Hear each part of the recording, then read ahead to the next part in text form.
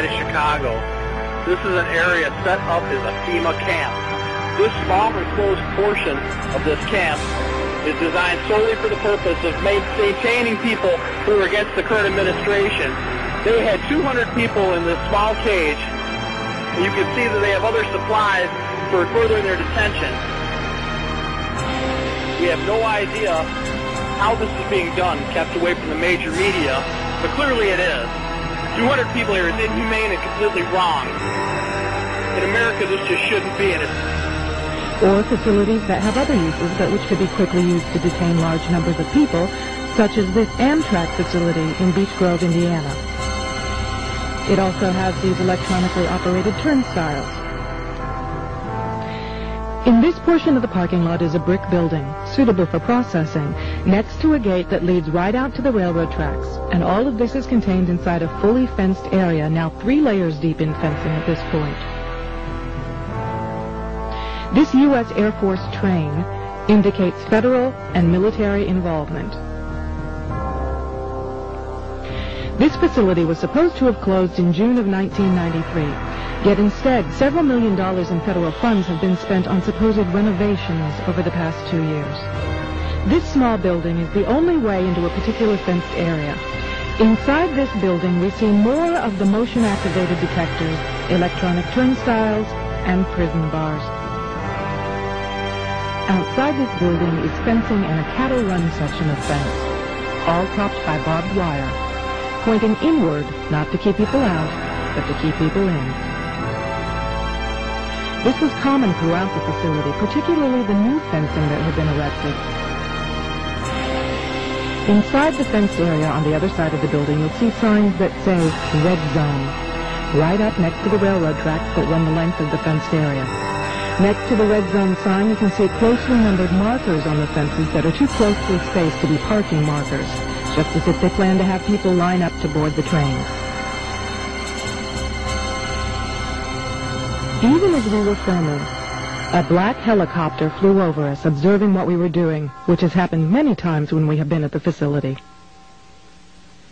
The gas lines and gas pipes at the facility run the length of the buildings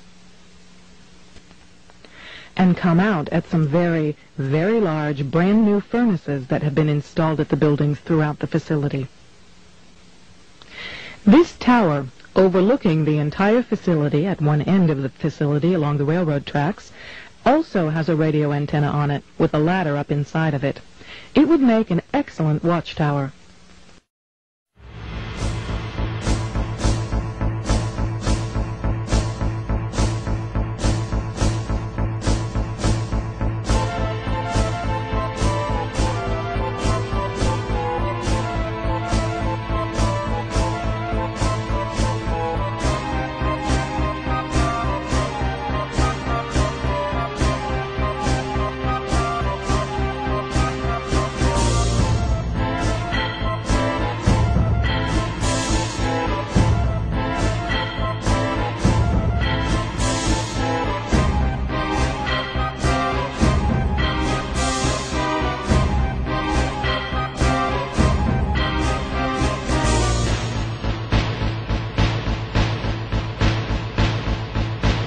Well, Walmart, after the 9/11 attacks on the World Trade Center and Pentagon, they apparently decided that they needed to have a bunker.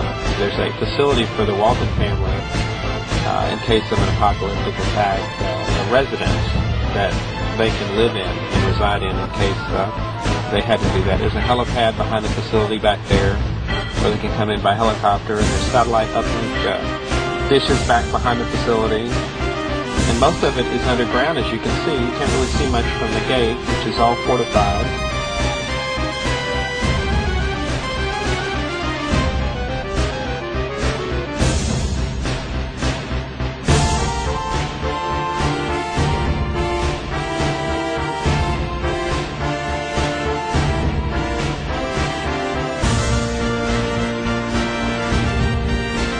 You end up with a vacant building of the size that most businesses can fill.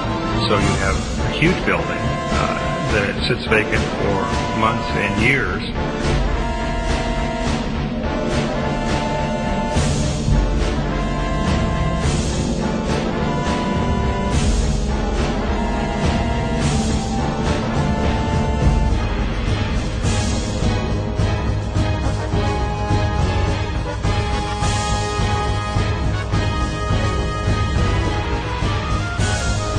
From North Carolina, I received these photos from friends of the ministry.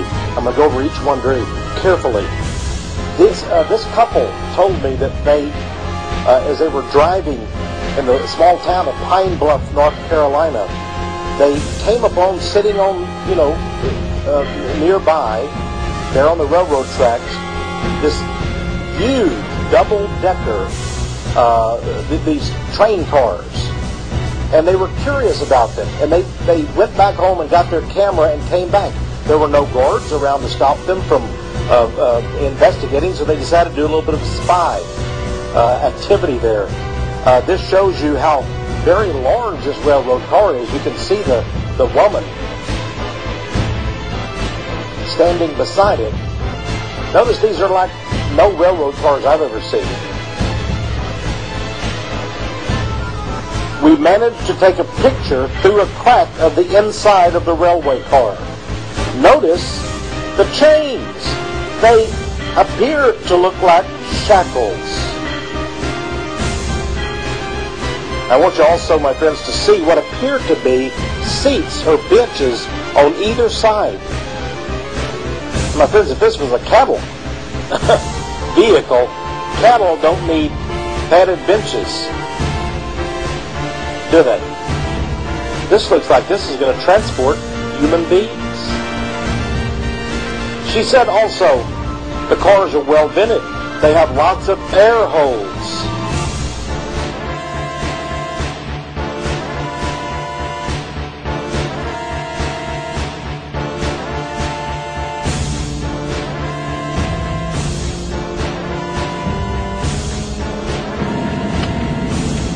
Row after row after row of abandoned buildings.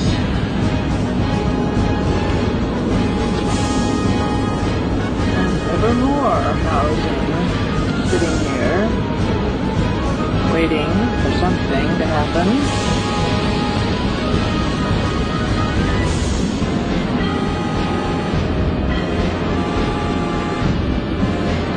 Few newer buildings.